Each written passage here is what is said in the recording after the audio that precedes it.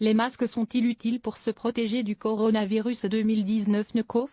Les masques chirurgicaux ont le vent en poupe depuis l'apparition du nouveau coronavirus 2019 nCoV, en Chine, fin décembre 2019. À tel point que l'OMS vient de décréter une pénurie mondiale d'équipements de protection. Mais sont-ils vraiment efficaces? On fait le point avec Tina Géréral, pharmacienne. Le monde fait face à un manque chronique d'équipements de protection individuelle, a déclaré Tedros Adhanom Ghebreyesus, lors d'une réunion de l'OMS, Organisation mondiale de la santé, à Genève, ce vendredi 7 février. Les masques, notamment, rencontrent un franc succès en France. Pourtant, sans plus de suspens, non, les masques chirurgicaux ne permettent pas de se protéger efficacement du coronavirus 2019 nCoV. Alors que 6 personnes sont toujours hospitalisées en France, dans un état stable, de plus en plus de pharmacies accusent des ruptures de stock, et les recherches sur Internet atteignent des sommets. Nous sommes passés de 10 à 50 recherches par jour en temps normal à plus de 2500 recherches depuis le 25 janvier, indique par exemple Jérôme Gobesso, directeur général de New Pharma, une entreprise de pharmacie en ligne. En dépit de cet engouement, les masques chirurgicaux ne sont d'aucune utilité pour protéger les personnes saines. Le masque, à proprement parler, ne permet pas de se protéger des virus, insiste Tina Géréral, pharmacienne. Dans quel cas faut-il porter un masque? Comme le précise le ministère des Solidarités et de la Santé, le port du masque est indiqué uniquement si vous présentez des symptômes relatifs au coronavirus 2019 nCoV. Cette recommandation est valable pour différents types de virus, y compris la grippe. Quand on porte un masque, c'est pour éviter de transmettre les virus à son entourage, tient à rappeler la pharmacienne. Encore faut-il le porter correctement. Quels sont les différents types de masques? Le masque chirurgical anti-projection. Les masques couramment vendus en pharmacie et portés dans la rue ou dans les établissements pour personnes âgées sont des masques chirurgicaux, explique la professionnelle.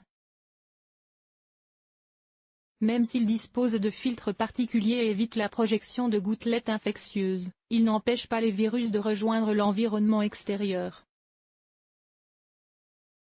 Par conséquent, ils ne préviennent pas la contamination. Pour être efficaces, ils doivent être conservés dans de bonnes conditions, note Tina Géréral. Fournissez-vous plutôt en pharmacie, plutôt que sur Internet, en privilégiant toujours les circuits contrôlés. En général, ils sont vendus en boîte de 10 à 50 unités. À noter également, ces dispositifs ont une durée d'utilisation limitée, ce sont des masques jetables que l'on ne doit pas porter plus de 3 heures, insiste-t-elle.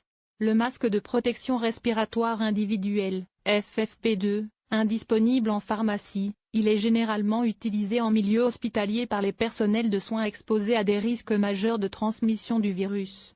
Il a notamment été utilisé contre la tuberculose résistante, la grippe aviaire et le SORA, rappelle-t-elle. Rappel: si vous présentez des symptômes inquiétants du 2019 nCoV, assurez un suivi durant 14 jours après le dernier contact avec le cas confirmé. Prendre sa température 2 fois par jour, tous les jours. Porter un masque chirurgical en cas d'apparition des premiers symptômes. Contacter le SAMU Centre 15 en faisant état des symptômes et du séjour récent en Chine. Ne pas se rendre chez son médecin traitant ou aux urgences, pour éviter toute potentielle contamination. Comment lutter contre le virus? Il est normal que cette situation attise les craintes. Comme le rappelle Tina Géréral, il s'agit d'un nouveau virus, venu de loin, et la France a été la première touchée en Europe. Mais il faut raison garder. A priori, les personnes contaminées sont soit placées sous surveillance, soit hospitalisées à l'isolement, poursuit-elle. Par ailleurs, les personnes décédées sont pour la plupart fragiles, âgées et parfois déjà atteintes de pathologies chroniques. Pour vous prémunir du virus, préférez appliquer les mesures barrières plus logiques que les masques, insiste l'experte. Utilisez des mouchoirs à usage unique, lavez-vous régulièrement les mains, gel hydroalcoolique si besoin, toussez ou éternuez dans votre coude, aérez votre intérieur et évitez les contacts rapprochés avec des personnes susceptibles d'être porteuses du virus.